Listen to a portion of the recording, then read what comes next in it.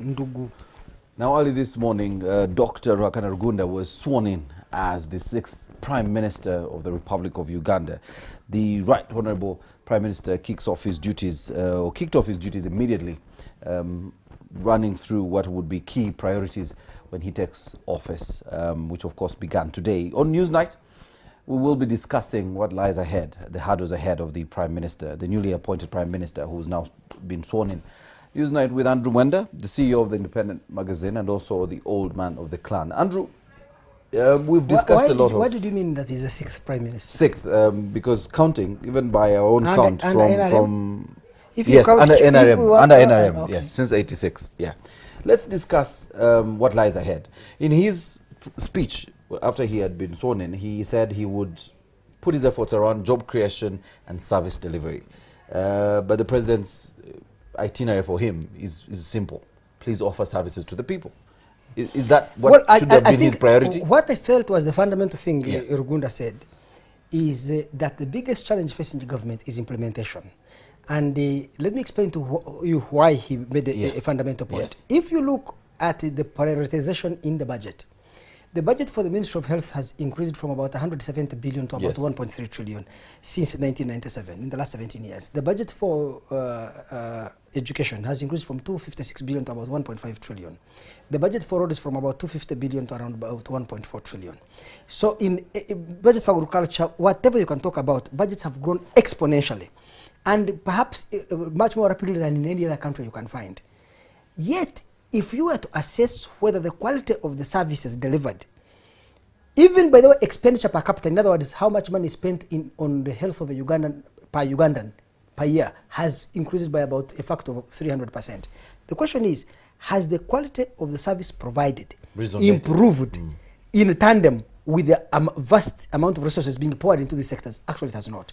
That means that the taxpayer is not getting value for money. So much money is being spent, but the value is, the improvement in the value is very low. So to improve government performance in Uganda, it is not just tweak with money. People keep saying, we need to, instead of giving money to this, give it to health. But you take it to health, either they steal it, if they don't steal, they abuse it, misuse it. Now, of course, we have just done a book at Independent on the health sector, and I was impressed. Our team went across the whole country. They found hospitals being built and a lot of the hospitals have been built, but they're empty. Yes, so the problem is... There is no personnel, there's no equipment. And I was telling the president is that, you see, it is easy to build a hospital. It's much more difficult to build a healthcare delivery system because you need two things. You need hardware, but you need software. The most important thing about your computer, which you use on your computer, is the programs on it. The hardware doesn't allow you to work. It is the software that is the intelligent aspect of the computer that allows you to perform your job. So the software of a government is not the buildings like hospitals. It is the people. So it's what you'd call social systems. Now, if Dr. Rugunda thinks, as I do, and as I say, he said, that the biggest problem facing the government is not at the level of budgeting. That one, you call it allocation. At the level of allocation of money, the government is efficient and effective. At the level of implementation of government programs, the government is still fairly weak in many areas. In some areas, they have improved. So the question is, how do you get to improve government performance? I have argued before here that to improve government performance, first of all, the word performance must be the yardstick on which you judge an employee. Today, the way the system of government in Uganda is designed, if you're a civil servant, you are judged on the basis of how well you are able to adhere to the procedures. The system looks at the output function, the input function. What are the inputs? We have put in money and we have followed the procedures. There is no accountability for results. Okay, we agree you are such an excellent civil servant, you followed every single procedure in the rule book. Tick, you get 100%. Two, the input function, the Ministry of Finance allocated the right amount of money to the sector, 100%.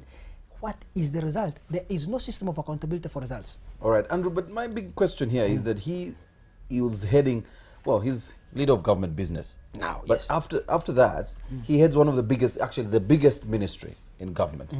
Under him, he supervises about not just the deputy prime ministers, but he has the government chief whip, the minister general duties, the minister of Karamoja, information and national guidance, disaster preparedness, and under there you have ministers of state for Bunyoro, Northern Uganda, Karamoja, Luwero, and Teso. He clearly has his work cut out for him in managing not just these ministries, but also the people under these ministries with an organization that has been one of the most corrupt in the last few days. where you have probably the morale, which could have improved or become better with the change of the permanent secretary. How does he run around this ministry that he probably, amongst all ministries he's worked in before, he's been everywhere at some point, but he's probably not been in the ministry, Prime Minister's office. Where does he begin from in that ministry? Well, I think to get to grips with what exactly happens there. I think it would not be right for Dr. Rugunda to look at his mandate as managing the Prime Minister's office. He is supposed to manage, he's going to be leader of government business. So every minister in Uganda and every minister in Uganda will be under him. Yes. What I do not know is whether, because Rugunda is a very nice man, very conciliatory. I don't know whether, and he pleases everybody, which is not a very good thing. Sometimes you need to alienate people to get work done. By the way, I should rewind a little bit. When Amama was appointed Prime Minister, I was one of the happiest people because I know that Mbabazi may not seek to please people. He would want results. He's a very performance-oriented person.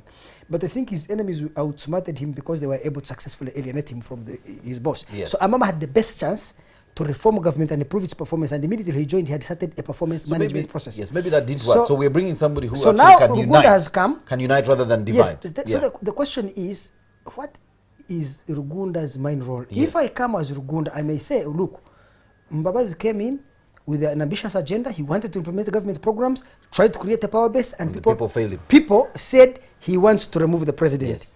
If I do the same thing, I will be accused of trying to remove the president, and then I will not even be there after 2 years. So it may be better for me to seek to achieve less of performance, but more of political accommodation. You see, I should tell you, Maurice, human beings we are very complex social beings in the sense that it is not always right to do the right thing. Sometimes the wrong thing is the right thing. There is a song by Atlantic Star called Secret Lovers. Now you're a music expert. Yes, and there is a line there, they say, how can these are two married people but now dating each other, each of them cheating. And they say, how can something so wrong be so right? Yes. So, don't use it on the girl. Let's go. No, but what I was saying is that I think that if I was in Rugunda's shoes, I may place greater importance on achieving an internal political consensus in the cabinet and the party, and minimizing the risk of people perceiving me to be trying to perform so well and outsmart the president or outshine him, and therefore I may perform less. I may do less on performance and more on political reconciliation and accommodation. So really, this is a very difficult call for Ndugu Rugunda. Andrew, we really have run out of time, and we will probably come back to. We will want to look at what he does in his 100 days. But you have been promising us coming back to we have things, done but extensively in Mbabazi. Now we will take some time and discuss the Prime Minister next week.